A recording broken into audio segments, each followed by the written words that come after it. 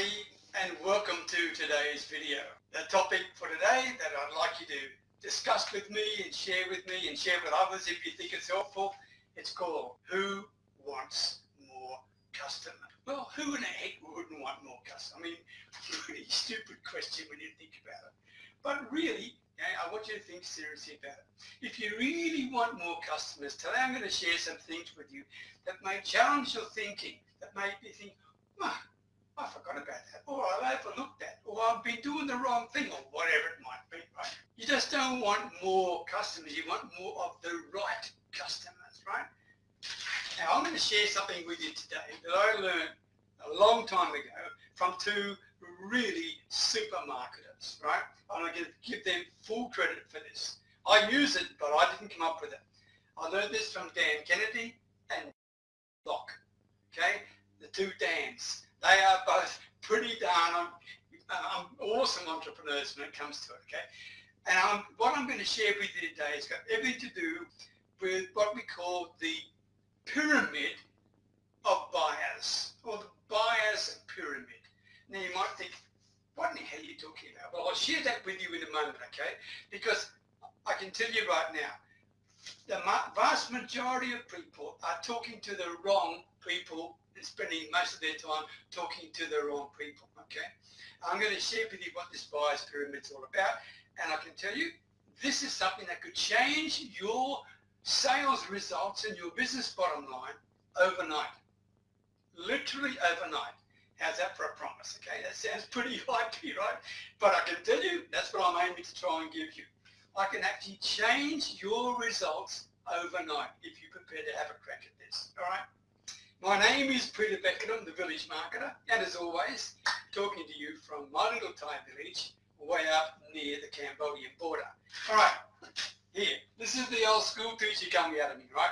But this is the buyer pyramid, all right?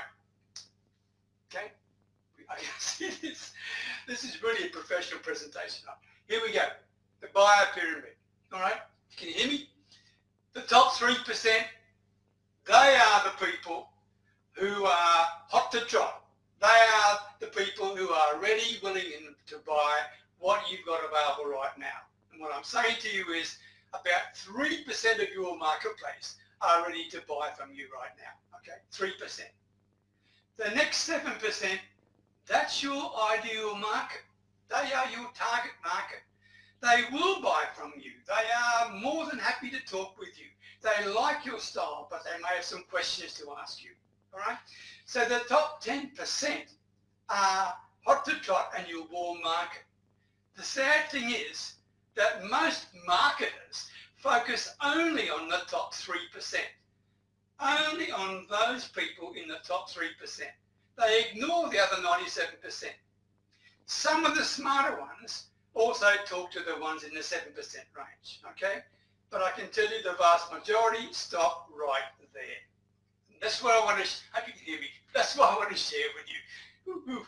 Now, the next 30%, right, these are people, I mentioned to you before, these are your warm market, okay? The 7% are your ideal prospects. The 30% are your warm market. They're kind of interested, but they're not sure. They're sort of sitting on the fence, right? Then the next 30%, they're people that don't even know you exist. They've never heard of you before.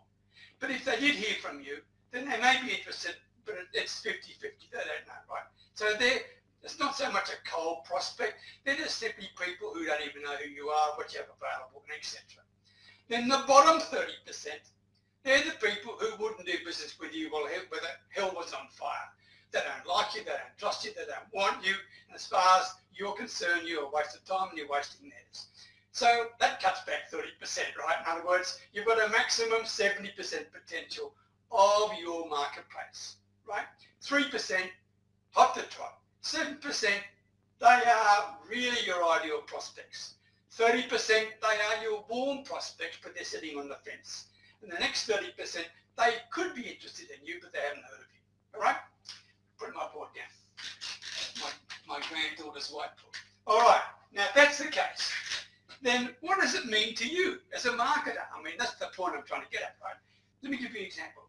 Let's say you were a personal development coach, all right? So at any time, as I said before, the top 3% of your marketplace are very keen to talk to you. Maybe they've been to a Tony Robbins seminar. Maybe they've read a book. Maybe they've done whatever it is, some motivational work. Whatever it is, they are really interested in personal development. They also like and appreciate you. So 3% of your marketplace are pretty good chance of you becoming customers, all right, with your personal development program. The next 7%, well, yeah, they're your ideal prospects. And they've probably read some personal development books or seen some personal development videos on YouTube or whatever it is, and they're interested in it. They're interested in it. And they know about you, but you haven't spoken to them about it yet. They're sort of waiting. I'd like to hear what he's got to say about that, but I don't want to bother him. I don't want to reach out to him. Hear what I'm saying? You need to reach out to them. That's your warm market, all right? Then the next 30%, right? They're the people who don't even know about you or your personal development things. To be quite frank with you, they're not even that interested in personal development. I mean, and they've seen it before. They've heard of all these big-time people in personal development, but it's really something that's never been of great interest to them because nobody's pointed out to them how personal development can, in fact, impact on their lives, impact on their business, impact on their relationships, and a whole lot of other factors. Right? They haven't done that. So if you found the chance to talk with them and then you introduced the conceptual idea of personal development, not your sale, not your product, just the conceptual idea and the advantage of personal development, you can probably open up a pretty good marketplace for yourself, right? Then, of course, the bottom 30%, they're the hell ones, right? Don't worry about them. I mean, they're not going to like you anyway. They're not going to trust you. They've been doing whatever they want for the last 30 years. They don't want anyone to change them. They're not the slightest bit interested in changing. And don't talk to me about all your personal development crap, right? So that's really where you are. Now, the question is this. It's easy to talk to the top 3%, right? Because they're off the trot and they're probably reaching out to you already. And the next 7%, probably you can do that pretty well too. But what about the next 60%, right? The 30% warm market and the 30% who don't know who you are, okay? How do you go about that? Because if you can crack that as well, it's just not focused on the top little bit of the triangle. If you can crack that next 60%, your business can change overnight, right? That's the message I'm trying to give you. But how do you do that? Easy. Easy, okay? I hope I can deliver this. Okay? This is what you do. You give them samples. You're thinking, oh God, is that all? But think about this. You give them a sample. By giving them a sample, you don't try to convince them that you've got something. You give them a sample and let them taste it for themselves. Let them try it for themselves. It may be cookies. It may be your essential oils. In my case, it's sales coaching. What do you think this video is? I'm giving you a sample. Yeah, I'm being totally transparent, right? I'm giving you a sample of what I do in my coaching. And if you like what I do, then maybe you'd like to come back and talk with me about how else we can work together in coaching. I mean, it's the same thing, right?